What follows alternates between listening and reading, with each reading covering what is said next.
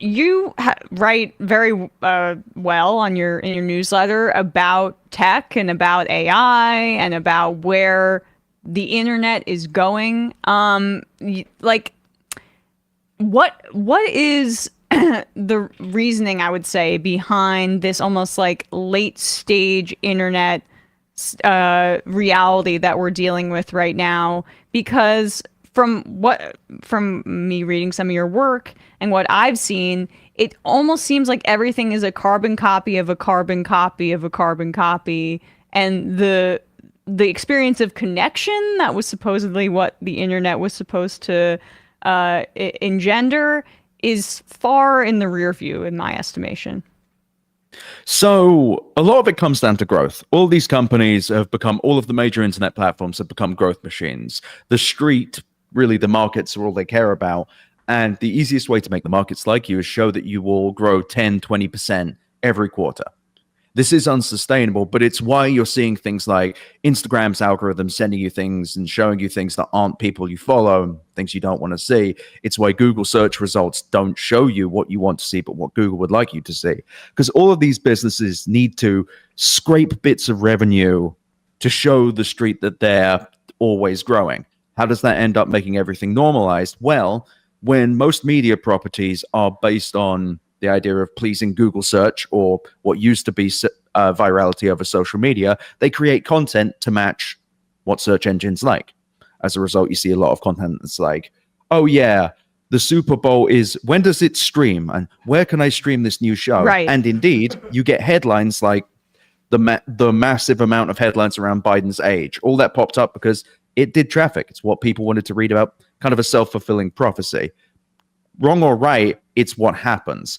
On social networks, TikTok in particular, you're seeing this. It's why you're seeing a lot of two-box stuff where there's one video that they've stolen and then some video of Minecraft, for example, with some words over it. It's because the algorithm likes that. And the algorithm makes that stuff popular, which in turn reinforces the fact that the algorithm likes something, which makes people make more of it. Everyone's dancing to the tune of robots. Can you define the algorithm for people? How algorithms get written, how increasingly it appears that it's relying on generative AI, and how kind of like in that, how there's a lot of failure that's happening and not necessarily a prioritization of the internet kind of working well for people. So putting aside generative AI, because that is somewhat separate. So these algorithms are the instruction sets of these networks. So the algorithm for Instagram is the thing that says, what should I show this person next? What video should they see? What ad should they see? What sponsored content should they see? And that's based on the inputs from the user, but also billions, trillions of data points based on other users and indeed what they want to click and what will keep them on the platform. In the case of Google's search algorithm, PageRank was the original one. It was literally just who links to this page the most. What inbound links does this page get? That's what makes it notable. Now it is far more black box. You just don't know how Google works. But for the most part, it is how respectable a source is, but that is a continually manipulated thing. With generative AI, that's a whole different ballgame. And that's honestly a whole separate question, I would say, when it comes to the ramifications of it. So can you then expand on those ramifications and what, what it's looking like currently? So generative AI as a thing is what you'd see in like ChatGPT or Google's Gemini. And it generates an answer based on a user's input, based on the training data that has been ingested by the AI, and thus the tagging of said data, and the output is generated from that. This is why, by the way, you see hallucinations, because generative AI, artificial intelligence, doesn't know anything. It is not intelligence. It does not have an intellect. It says, draw me a picture of a monkey. It gets that. It looks at the billions of data points and it goes, okay, I think a monkey looks like this. That's why you get weird things with like 10 fingers on a person, for example, because it's just guessing. Now, Google has been talking about its generative search experience, and this is a very scary one. There was some data that just came out of Adweek yesterday where it was saying 20 to 60% of Google search traffic to media outlets could just go away, because what Google is planning is generative search, where the AI is answering. It's not searching the internet anymore. Google would no longer just look for things based on the pages it's pulled together. No, it will say, based on my training data, which is partially informed by the internet and connected to the internet, this is what I'd like to provide you. What's scary about that is it centralizes data. It is not Google saying, here are some pages that are the answer. It is Google saying, I have the answer myself as Google, and this is what you'll get. And if you're worried about it being wrong, you should be. Yeah. Well, I mean, that is a big part of what we're seeing, I think, even in social media feeds, right? Where it's all curated from an algorithm that's basically determining, and again, you're the expert, I'm just speaking from my own experience, but that's curating it based on like kind of dubious standards and past your past interests and an amalgamation of certain things, as opposed to like what people want to see or the straightforward timeline, for example. And you're seeing this particularly badly in X, formerly known as Twitter, ratemynews.biz, whatever it's called these days. So Twitter is particularly bad because it used to have a much larger trust and safety department, which used to make sure that, say, complete misinformation and disinformation didn't get fed into your For You feed. The For You feed did not used to be the focus of Twitter. Mm-hmm. There was a certain level of algorithm. Here is a post you might like, but now the For You feed is the focus of the platform. They force most people onto it when they load the platform. It sucks. Even before Elon Musk bought it, Twitter really had a bias towards right-wing news sources. There was a lot of press around this. Now it's got worse. Now it's focusing itself on the worst kind of right-wing firebrands. Now, you know it's bad when like Elon Miles Chong is considered a news source. And yes. You know when you're algorithmically, Still Grey is not, that ain't good eating. That's not good. Yeah, that's the one that called me Mike Solana, right, yeah. Or Lex Fridman. Yeah. When you know that these are the standards of media, you know something's up with the algorithm. Right. But I mean, Facebook, when Facebook used to have when they used to care about news, they used to feed in vile news sources, right-wing misinformation all the time, the kind of anti-Muslim, anti-COVID vaccination stuff. They were utter scumbags. Facebook is just as bad, if not worse, and has done more damage than Twitter as well. Sorry to interrupt, but isn't that in part why Threads did not take off? Because the entire thing is an algorithmically determined feed based on like what Threads has determined you want to see. Correct, but the other reason that Threads didn't take off, ironically, is because they're very anti-news, and also I don't know who in Meta HQ thought, let's let all the Instagram people make a network full of comments. But Threads feels like a dying mall. It's a very boring place full of, it's like a LinkedIn after dark, which isn't particularly fun. Yeah. And it's just bizarre because they have a massive base, but you can really see in Threads that Mark Zuckerberg and Meta, they're not good at building social networks. Elon Musk has been trying to kill Twitter with his many bad decisions, but it survives still because it's still a good platform for posting and for talking to people. Threads is not. Threads has poor search, terrible algorithm, boring algorithm.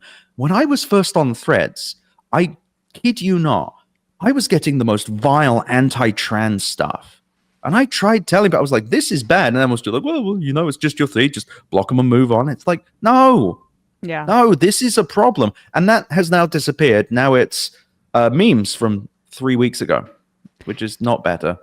Right. Yeah.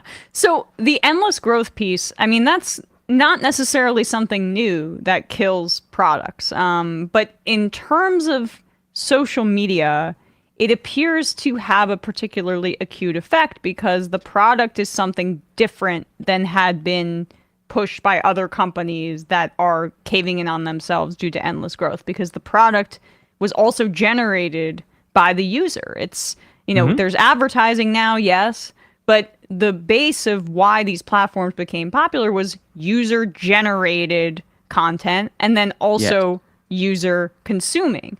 But the with the endless growth model, you have to, there's a cap on eventually, like we're at a saturation point in terms of user generated content to a degree. So when you have to keep growing for your shareholders, what does that mean? You have to provide new products. And it appears to me that when you're making all of the user experience kind of based in the algorithm or based outside of what people want to see, and you're just feeding them things to make it more and more money, then the user experience is going to continue to disintegrate, and they're going to have to rely even more on these new ways to raise funds to grow in a capitalist system. So the unique thing with social networks is looking at it as this has been going on a while, and why is it just bad now? You need to look at it as more of a continuum. The only thing that grows forever is a cancer. So these networks are growing and abusing their users, and they have been for some time. Things have got worse over the last 8 to 10 years. And Facebook in particular has gone from a platform that was about connecting people to a platform that I would argue is about disconnecting people. It's about keeping people on the platform as much as possible, making them click as many things as possible, feed them as many ads, get them on there and kind of abuse them as much as possible until they leave. I don't think we're at the saturation point of user-generated content, but the problem is that the focus has come off of that. And what algorithms raise is no longer content that a user has made that's cute. Everything I see on my Facebook feed, for example, is nakedly viral content. It's stuff created to make the algorithm share it. The ads on Instagram most of the ads I get, by the way, are for games that don't exist. It's like a specific kind of game. It's like, oh, you can play this game, and you click through, and it's some kind of weird microtransaction-filled game. That is the experience of many people on Instagram, by the way. It's all just like terrible direct-to-consumer stuff and fake apps. This is something that's happening because Facebook can't be a sustainable business. It is, by the way. It is absolutely. Facebook could be left as it is, not growing, not contracting, or maybe contracting a little, and still stay stable and insanely profitable. Not going to work for Mark Zuckerberg, though. Not going to work for him. He must have more. But the problem is the actual saturation point of this is there just aren't enough people. There aren't enough people being born to feed into these companies. And as these companies become more abusive to their users, the users will want to create less content. This then, in turn, makes the networks more boring, more generic, more full of stuff built for the algorithm, which you're seeing across every single network. Other than Twitter, no idea what's happening there, and I don't think Musk knows either. But what you're going to see now is as they go, oh, there's not enough user-generated content, we'll have to make a generative AI that replaces user content. Where does the generative AI get its where does it train on? That's right, user-generated content. So what happens when there's not enough user-generated content? Well, it starts generating on the stuff that was built for the algorithm. This is where Jathan Sadowski's Habsburg AI comes in. When AI models are trained on other AI outputs, they become inbred, they get weird, their eyes go a bit too far apart, they don't look so right, they don't sound or look good. And this is where the internet dies, by the way. When the internet becomes so bereft of user content caused by platforms attacking users and making posting content worse, that the internet must replace users with AI that is trained on a lack of user content and thus is just dumb and boring and generic. Why are people going to come online?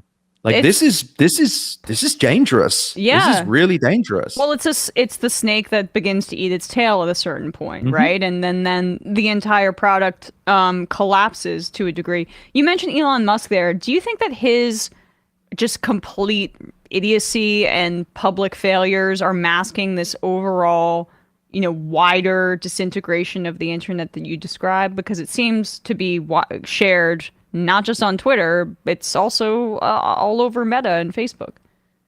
So the funny thing is with Twitter is he wants to do exactly what everyone else is doing. He would love to have a growth machine, but he's so bad at it that every time he tries to, he's like, oh, no, we're going to remove likes and retweets. That will be good. And everyone's just furious. He's like, I don't know what it. The and then he word tweets a Doge. Was like in the dictionary. That's the kind of marketing dream that you're gifted that on the platform. Now let's make it posts on X as opposed to tweeting. It's just insane. Tweeting was literally the second term after Googling. Yes. that became a descriptive Yes. term of a company name. And he's like, no, we can't have that. We must call it X. Just to give you an idea of how great the X.com brand is, there is a CNET story from the very early 2000s about X.com, the previous financial app that was named that. And what's great about it is it's a story about how people were just able to send money from other people's accounts without providing any kind of information. Just how bad he was at developing that. He's like, no, I need to go with that brand again. Yeah. But also just, he does not know how to build a company, and you're seeing that. The only reason we haven't got Twitter in this mode is because he does not know how. Because he's like, I need to stop the wokes. The wokes they are the reason that people hate this platform. Versus like the fact that it's falling apart, the fact that there's someone responding nudes in bio to every third post. Yeah. It's a remarkable thing. Twitter is probably surviving and chugging along because Elon Musk is too stupid to monetize it. Exactly. It rocks. Honestly, a horrible guy, but very, very funny.